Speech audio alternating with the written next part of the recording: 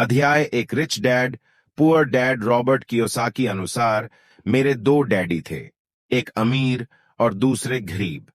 एक बहुत पढ़े लिखे और समझदार थे।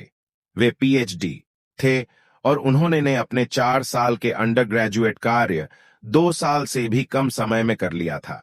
इसके बाद वे आगे पढ़ने के लिए Stanford university, university of Chicago तथा नॉर्थ वेस्टर्न यूनिवर्सिटी गए और यह सब उन्होंने पूरी तरह से स्कॉलरशिप के सहारे ही किया। मेरे दूसरे डैडी 8वीं से आगे नहीं पढ़े थे। दोनों ही अपने करियर में सफल थे। दोनों ने ही जिंदगी भर कड़ी मेहनत की थी। दोनों ने ही काफी पैसा कमाया था, परंतु उनमें से एक पूरी जिंदगी पैसे के लिए परेशान होता रहा। दूसरा हवाई के सबसे अमीर व्यक्तियों में से एक बन गया। एक के मरने पर उसके परिवार, चर्च और जरूरतमंदों को करोड़ों डॉलर की दौलत मिली। दूसरा अपने पीछे कर्ज छोड़कर मरा। मेरे दोनों डैडी इरादे के पक्के, चमत्कारी और प्रभावशाली थे। दोनों ने मुझे सलाह दी, परंतु उनकी सलाह एक सी नहीं थी। दोनों ही शिक्षा पर बहुत जोर देते थे, परंतु उनके द्वारा सुझाए गए पढ़ाई के शिष्य अलग अलग थे। अगर मेरे पास केवल एक ही डैडी होते तो मैं या तो उनकी सलाह मान लेता या फिर उसे ठुकरा देता। क्योंकि सलाह देने वाले दो थे, इसलिए मेरे पास दो विरोधाभासी विचार होते थे, एक अमीर आदमी का और दूसरा गरीब आदमी का। किसी भी एक विचार को सीधे सीधे मान लेने या न मानने के बजाय मैं उनकी सलाहों पर काफी सोचा करता था, उनकी तुलना करता था और फिर खुद के लिए फैसला किया करता था। समस्या यह थी कि अमीर डैडी अभी अमीर नहीं थे और गरीब डैडी अभी गरीब नहीं थे। दोनों ही अपने करियर शुरुआत कर रहे थे और दोनों ही दौलत तथा परिवार के लिए मेहनत कर रहे थे, परंतु पैसे के बारे में दोनों की विचार और नजरिए एकदम अलग थे। उदाहरण के तौर पर एक डैडी कहते थे, पैसे का मोह ही सभी बुराइयों की जड़ है, जबकि दूसरे डैडी कहा करते थे, पैसे की कमी ही सभी बुराइयों की जड़ है। जब मैं छोटा था तो मुझे दोनों डैडियों की अलग अलग सलाहों से दिक्कत होती थी। एक अच्छा बच्चा होने के नाते मैं दोनों की बात सुनना चाहता था। परेशानी यह थी कि दोनों एक सी बात नहीं कहते थे। उनके विचारों में जमीन आसमान का फर्क था, खासकर पैसे के मामले में। मैं काफी लंबे समय तक यह सोचा करता कि उनमें से किसने क्या कहा, क्यों कहा और उसका परिणाम क्या होगा। मेरा बहुत सा समय सोच विचार में ही गुजर जाता था। मैं खुद से बार बार इस तरह के सवाल पूछा करता, उन्होंने ऐसा क्यों कहा, और फिर दूसरे की कही हुई बात के बारे में भी इसी तरह के सवाल पूछता। काश मैं यह बोल सकता, हाँ वे बिल्कुल सही हैं, मैं उनकी बात से पूरी तरह सहमत हूं, या यह कहकर मैं सीधे उनकी बात ठुकरा सकता कि बुढ़े को यह नहीं पता कि वह क्या रहा है। क्योंकि दोनों ही मुझे प्यारे थे, इसीलिए मुझे खुद के लिए सोचने पर मजबूर होना पड़ा। इस तरह सोचना मेरी आदत बन गई, जो आगे चलकर मेरे लिए बहुत फायदेमंद साबित हुई। अगर मैं एक तरह से ही सोच पाता तो यह मेरे लिए इतना फायदेमंद नहीं होता। धन दौलत का विषय स्कूल में नहीं बल्कि घर पर पढ़ाया जाता है। शायद इसीलिए अमीर लोग और ज्यादा अमीर होते जाते हैं, गरीब और ज्यादा गरीब होते जाते हैं और मध्य वर्ग कर्ज रहता है। हम में से ज्यादातर लोग पैसे के बारे में अपने घर या माता पिता से ही सीखते हैं। कोई गरीब पिता अपने बच्चे को क्या सिखा सकता है? वह सिर्फ इतना ही कह सकता है, स्कूल जाओ और मेहनत से पढ़ो।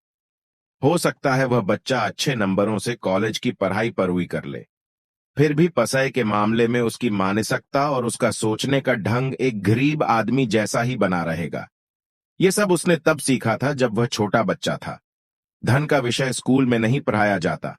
स्कूल में शैक्षणिक और व्यावसायिक निपुणताओं पर जोर दिया जाता है, न कि धन संबंधी निपुणता पर। इससे यह साफ हो जाता है कि जिन स्मार्ट बैंकर्स, डॉक्टर्स और अकाउंटेंट्स के स्कूल में अच्छे नंबर आते हैं, वह जिंदगी भर पैसे के लिए संघर्ष क्यों करते हैं। हमारे देश पर जो भारी कर्ज लदा हुआ है, वह काफी हद तक उन उच्च शिक्षित राजनेताओं और सरकारी अधिकारियों के कारण है जो आर्थिक नीतियां बनाते हैं। और मजे की बात यह है, वे धन के बारे में बहुत कम जानते हैं। मैं अक्सर नई सदी में आने वाली समस्याओं के बारे में सोचता हूं। तब क्या होगा जब हमारे पास ऐसे करोड़ों लोग होंगे जिन्हें आर्थिक और चिकित्सकीय मदद की जरूरत होगी। धन संबंधी मदद के लिए या तो वे अपने परिवारों पर या फिर सरकार पर निर्भर होंगे। क्या होगा जब मेडिकेयर और सोशल सिक्योरिटी के पास का पैसा खत्म हो जाएगा? किस तरह कोई देश तरक्की कर पाएगा? अगर पैसे बारे में पढ़ाई की जिम्मेदारी माता पिता के ऊपर छोड़ दी जाएगी, जिनमें से ज्यादातर गरीब हैं या गरीब होंगे। क्योंकि मेरे पास दो प्रभावशाली डैडी थे, इसलिए मैंने दोनों से ही सीखा। मुझे दोनों की सलाह पर सोचना पड़ जाता था। इस तरह से सोचते सोचते मैंने यह भी जान लिया कि किसी व्यक्ति के विचार उसकी जिंदगी पर कितना जबरदस्त प्रभाव डाल सकते हैं। उदाहरण के तौर पर एक डैडी को यह कहने की आदत थी, मैं इसे नहीं खरीद सकता। दूसरे डैडी इन शब्दों के इस्तेमाल से चिढ़ते थे। वे जोर देकर कहा करते थे कि मुझे इसके बजाय यह कहना चाहिए, मैं इसे कैसे खरीद सकता हूं। पहला वाक्य नकारात्मक है और दूसरा प्रश्नात्मक। एक में बात खत्म हो जाती है और दूसरे में आप सोचने के लिए मजबूर हो जाते हैं। मेरे जल्द ही अमीर बनने वाले डैडी ने मुझे समझाया कि जब हम कहते हैं मैं इसे नहीं खरीद सकता तो हमारा दिमाग काम करना बंद कर देता है। इसके बजाय जब हम यह सवाल पर है, मैं इसे कैसे खरीद सकता हूं, तो हमारा दिमाग काम करने लगता है।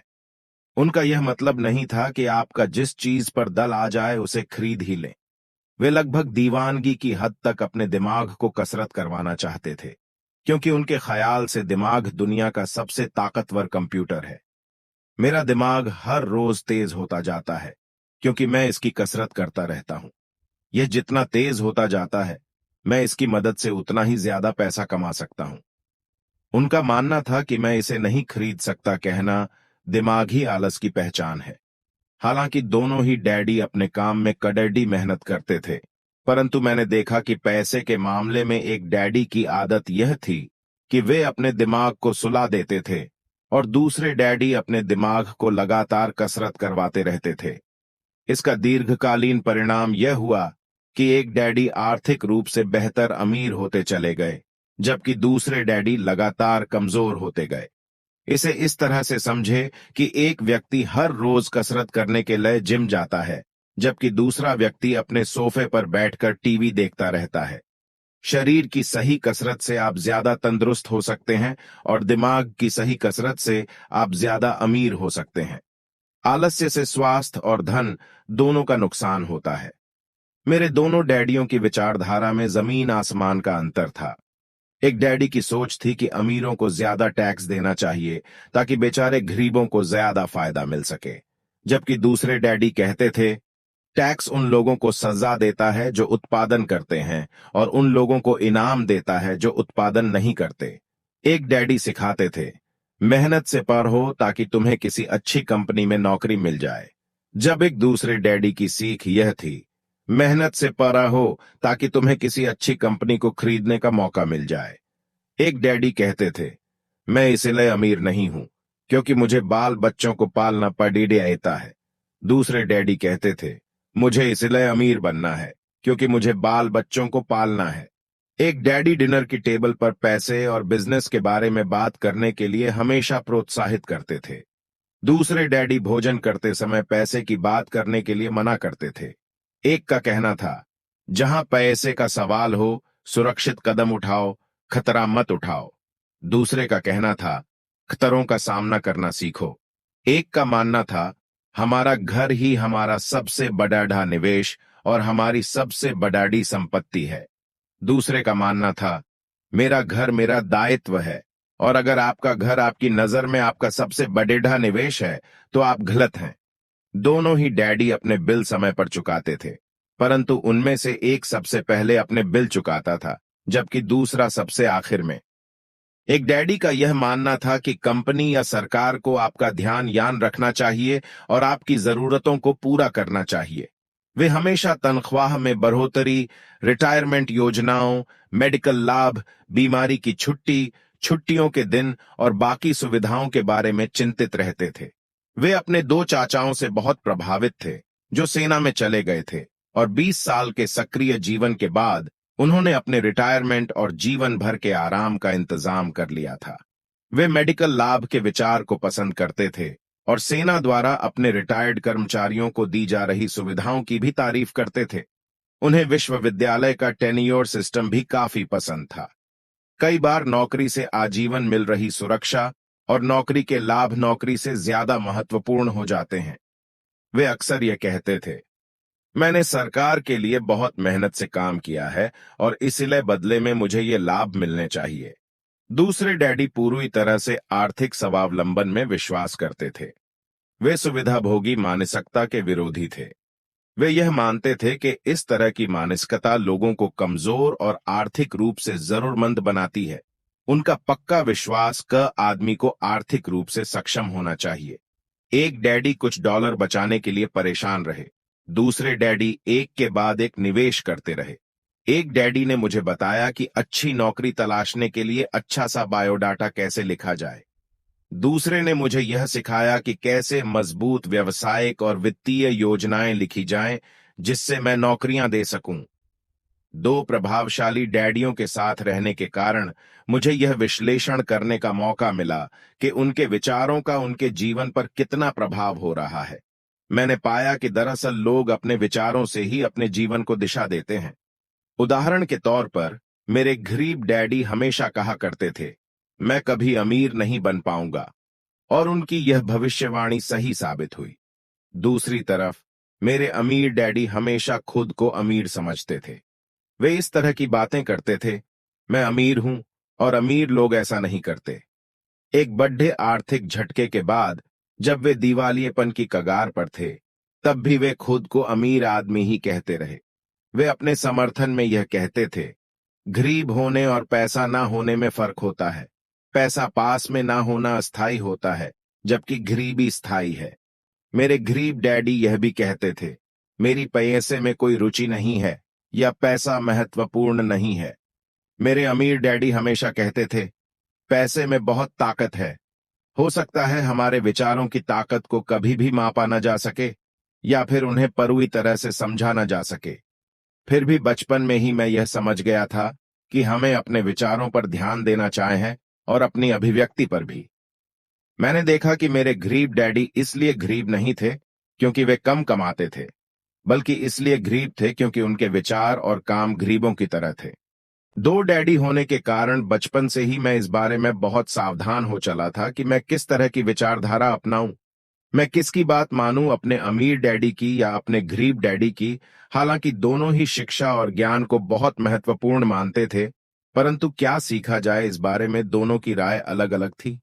एक चाहते थे कि मैं पढ़ाई में कड़ीडी मेहनत करूं, डिग्री लूं और पैसे कमाने के लिए अच्छी सी नौकरी ढूंढ लूं। वे चाहते थे कि मैं एक पेशेवर अधिकारी, वकील या अकाउंटेंट बन जाऊं या एमबीए कर लूं।